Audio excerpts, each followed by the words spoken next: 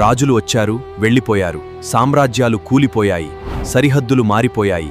కాని అల్లాహ్ యొక్క గొప్పతనాన్ని ప్రకటించే ఈ పిలుపు మాత్రం ఎన్నడూ ఆగలేదు. ఇప్పుడు 1400 సంవత్సరాలుగా ఒక్క క్షణం కూడా ఆగకుండా భూమి చుట్టూ నిరంతరం మారుమోగుతూ ప్రపంచాన్ని చుట్టొస్తున్న ఈ అద్భుతమైన అజాన్ ప్రయాణాన్ని తెలుసుకుందాం. ఉదాహరణకు, భూమిపై ఉదయం వెలుగులు వెరిజిమ్ముతుండగా న్యూజిలాండ్లోని ఆక్లెండ్ ప్రాంతాల్లో ఫజ్ర్ అజాన్ మారుమోగుతుంది.